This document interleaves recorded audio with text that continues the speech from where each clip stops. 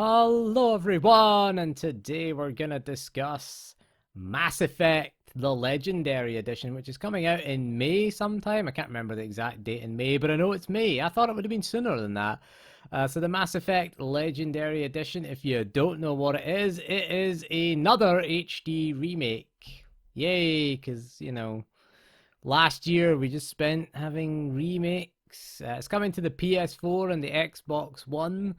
No next gen versions, unfortunately, although it will have next gen, it will have features. It's going to be aware that it's running on a next gen console, so it's going to have the equivalent of a next gen patch, but it will be primarily a PS4 and Xbox One game. It won't be exclusive to the next gen consoles, so it will have a few things, like it probably have increased frame rate and 4K, probably 4K 60 on the next gen, and maybe 1800p 30 FPS on the enhanced consoles, and then 1080p 30 FPS on the base consoles.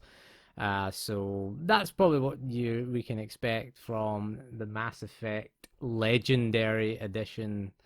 Getting a bit sick of these HD remakes, to be honest. I mean, especially on PC, I don't get it, because we could just play all the Mass Effect games on PC just now. That's going to be... We could play them in 4K. We could play them in 4K from the day they released.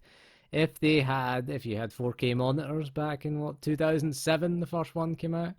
But let's talk about... I'm genuinely not too concerned about them. I mean, it's three old games, and yeah, I'll pick it up and I'll probably play them again, but they're not full remakes. I would quite like to have seen a full remake, at least maybe of the original Mass Effect. Mass Effect 2 and 3 maybe would still hold up today, but the original Mass Effect probably needs the most work visually. Gameplay wise, it was okay with it. It was more of an RPG than a shooter. It's one interesting, because I think Mass Effect 3 was the game that got the balance right, gameplay wise. Mass Effect 1 was too much RPG, not enough shooter. It was a looter RPG as well. It was like a looter shooter type thing back in 2007, before looter shooters became popular. So it was kind of like that. Better story than your average looter shooter, though. But yeah, so that was more of an RPG type game. Mass Effect 2 went too far the other way, and it basically felt like a choice-driven Gears of War, essentially, is what it felt like. They toned down the RPGs, the RPG elements, and, it became basically a shooter with a mining minigame. Remember, the lives of your crew depended on your patience for mining the platinum, the palladium, and the other materials, which I can't remember what they were. But yeah, you had to play that little mining minigame, because again, whether you survived the suicide mission depended on whether you upgraded your gear, or they upgraded the ship as well. Again, so you had to mine, and that's how you got the resources. The majority of the resources came from mining. You did get resources from quests and from mission objectives.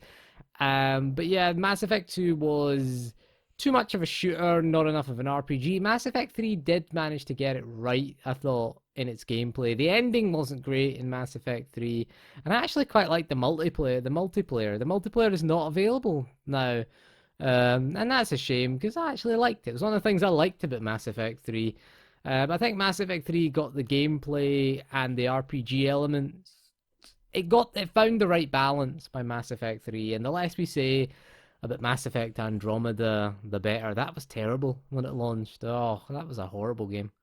And the really poor story, the poor mission structure, the poor animations of the characters, and they didn't put more aliens in Mass Effect Andromeda because they wanted to appeal to cosplayers, which kind of says all that you need to know about BioWare, really. Why?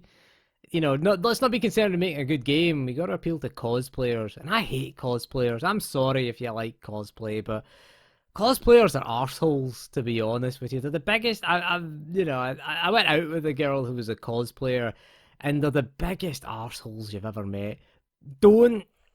Whatever you do, don't ever say they're just dressing up. Just don't do it. Just don't. They're not dressing up.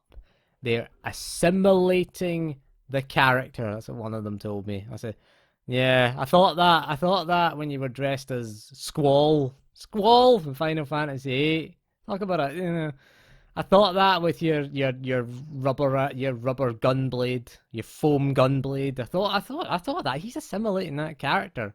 I don't think he was dressing up, but Jesus, I hate cosplayers.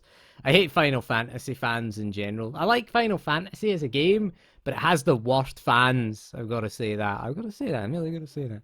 Bioware fans. The problem with Bioware is they really are a company that is coasting off the success that they had over a decade ago. I mean, when was the last really good BioWare game that came out? Mass Effect 2, I'm gonna say. Mass Effect 3, disappointing ending. I mean, as much as I liked Mass Effect 3, it had a disappointing ending, which left a bitter taste in the mouth. What else did they make? Dragon Age again. Dragon Age Origins was amazing. You know, the Dragon Age Origins was the best game in the series, because the other two were terrible. Dragon Age 2 was just a rushed mess of reused assets. It was okay. I mean, it was an okay game. The problem was it was a sequel to an amazing game, so that made it worse. Makes it worse by comparison, because you expect sequels to improve on things. And again, Dragon Age Inquisition, that is the worst of them all, because I forgot that came out. Like, I thought there was only two Dragon Age games. Dragon Age Inquisition was so bad that I forgot about it. Like, literally, what did you have to do in it again? You had to close rifts or something? Or it was like, there was green things that you had to put your hand up at and it closed it. And it was such a generic open world game. It was like Assassin's Creed, basically. They took the Assassin's Creed Ubisoft design philosophy of just have an open world crammed with a checklist of crap things to do in it. Not very interesting, not very exciting. And it was a very static world as well. Like, you couldn't go to one area because this area is level 14 and you're only level 10. It's like, well, what's the point in that? You know, you have to go and grind up to level 14 and do some of the crap. Again, it's like Assassin's Creed. It's like, you know, why would you show me that area on the map? It's like, my complaint with Assassin's Creed Valhalla, which I'm playing just now, is you get in the boat to go raiding, and you pull up with your Vikings and your longboat, and you can raid a place. But it shows you places on the map that you can't do yet. Because I was power level 64, and it shows me areas that are power level 250. Like, why even show me that on the map? I wasn't gonna go there. You're just cluttering the map full of crap that I can't do. Dragon Age Inquisition was like that. Stop giving me the quest. The Witcher 3 did that as well. I didn't like that either. I don't like that type of open world design, I gotta say, where the place is static. I prefer more of a... Ghost of Tsushima doesn't do that. I mean, Ghost of Tsushima, Skyrim, famously, is probably the best open world design for just letting you do what you want and have the world scale around you. Like Ghost of Tsushima as well, you can do...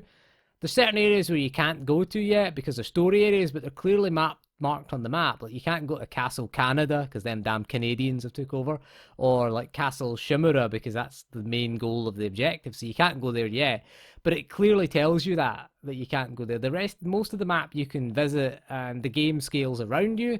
It's not tells you must be this tall to visit this area, and I don't like that type of open world design. And that's what Dragon Age Inquisition did, and it really annoyed me. It really kind of annoyed me, and the fact that the story was just bland and forgettable. I don't like the bald elf guy. I didn't like the annoying woman. What was her name? The Inquisitor woman. Didn't like her. The dwarf didn't like. I don't remember the names. Like, don't even remember the names. Where the hell was Morgan? Morgan and Liliana. Liliana was in it, barely in it. Wasn't in your party. You know. Alistair even. I took Alistair over any of them. Logain. He was a cool character. You could recruit him to your party in Dragon Age Origins. I like that. He was the main villain, and you could recruit him into your party. But again, I don't remember any of the characters' names. Don't remember. It was bland and forgettable. That was Dragon Age Inquisition.